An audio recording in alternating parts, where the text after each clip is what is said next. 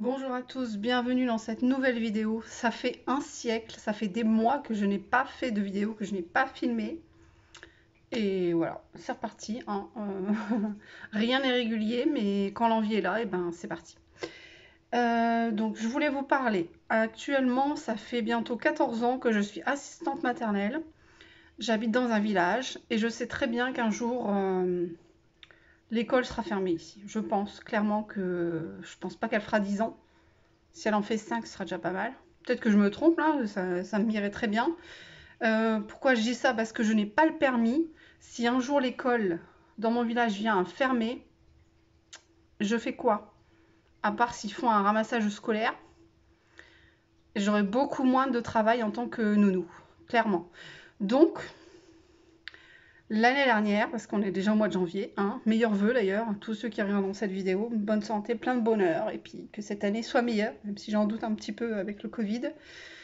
L'année dernière, nous avons perdu notre chat. Elle avait 8 ans. On l'a perdue le 11 janvier. Et j'ai dit à mon mari, c'est pas possible, je ne me reste pas sans animaux. C'est pas possible, il me faut un chat, un chien, ce que tu veux. Alors un chat, c'est plus facile parce qu'en tant qu'assistante maternelle, les chiens, parfois, c'est un peu mal vu. Et je comprends après le risque un petit peu.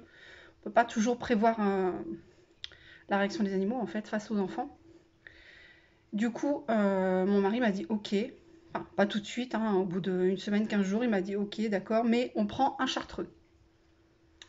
Donc je me suis lancée dans la recherche d'un élevage de chartreux. Dans mon coin, il y en avait deux, on était pile au milieu des deux. J'en ai contacté un qui m'a dit oui, ok, pas de problème, vous êtes la première à me demander cette année, donc je vous mets sur ma liste. Et puis j'avais pas de nouvelles.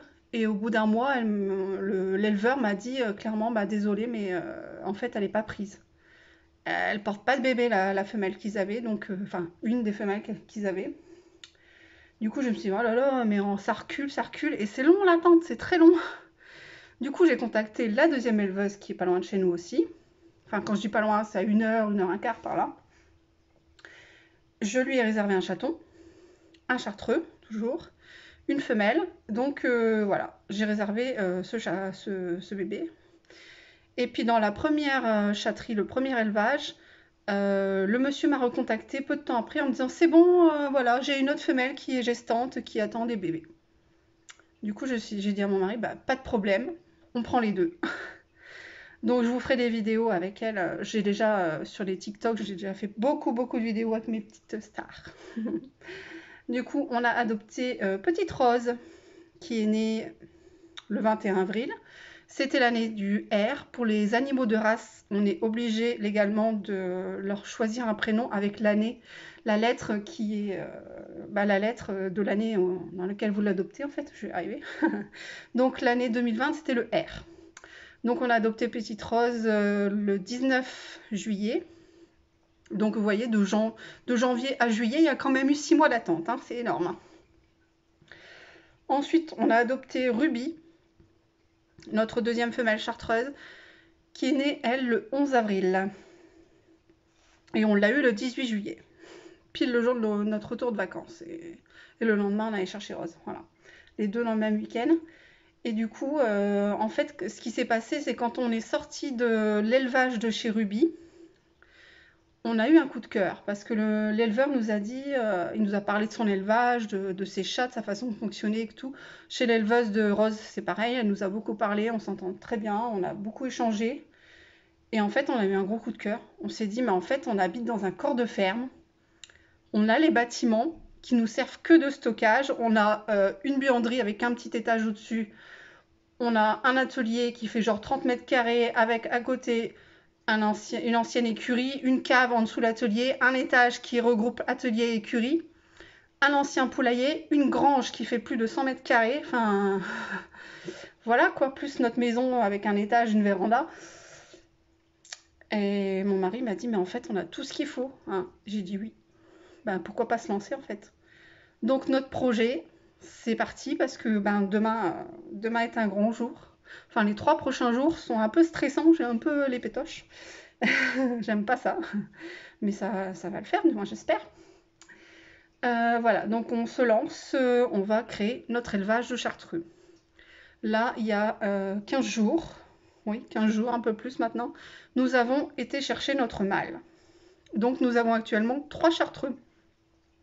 Notre troisième petit chat qui est né le 11 octobre, donc il y a 3 mois et demi, il s'appelle Rafale.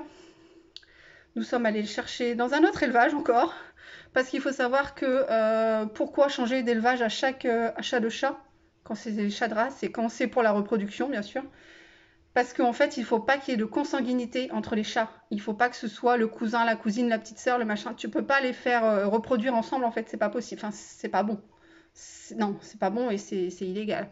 Clairement, voilà, vous allez avoir des chats handicapés, des problèmes, enfin non, c'est pas du tout, donc il faut trouver selon la descendance, le pédigré, tout ça, qu'il n'y ait pas de consanguinité dans les chats, qu'ils ne soient pas de même lien sanguin, en fait, voilà, tout simplement.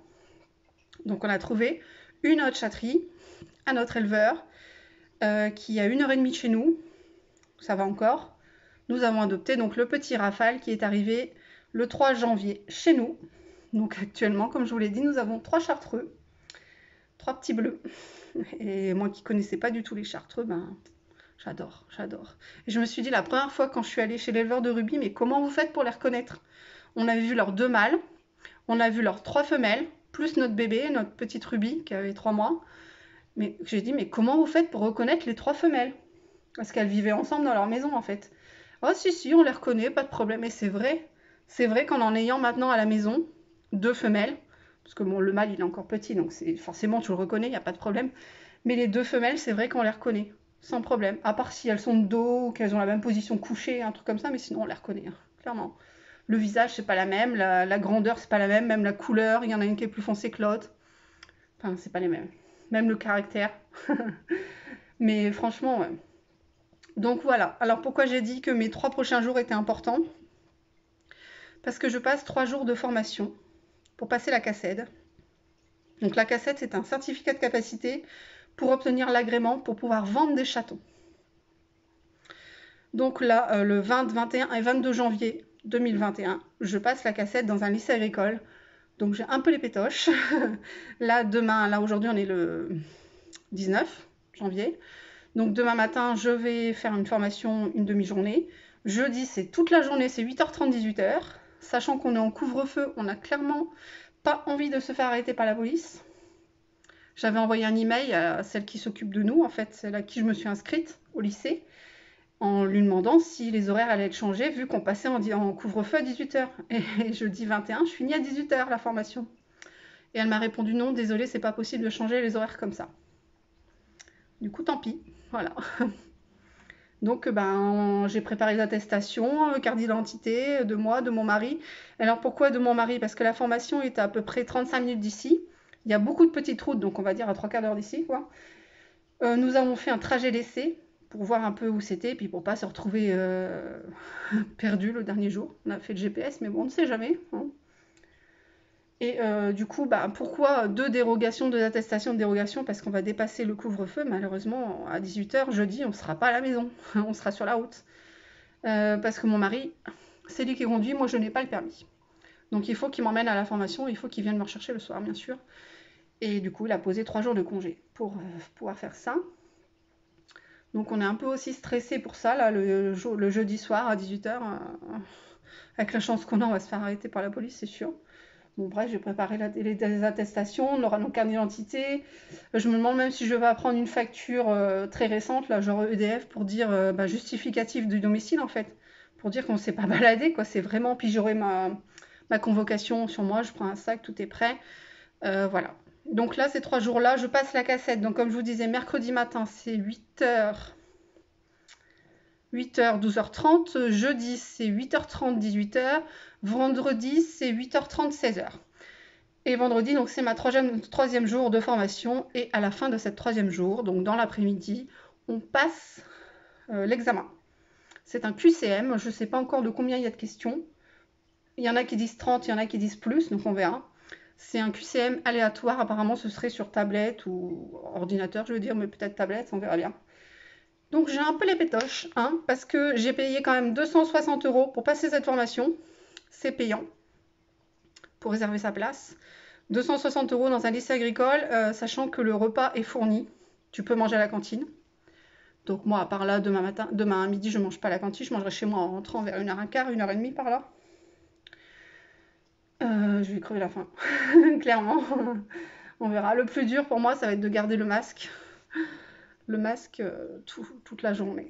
Ça va être dur. Moi, en tant que nounou, on ne nous l'oblige pas du tout, donc je le mets que pour aller à l'école. Et c'est tout, quoi, en fait, pour les courses. Mais voilà.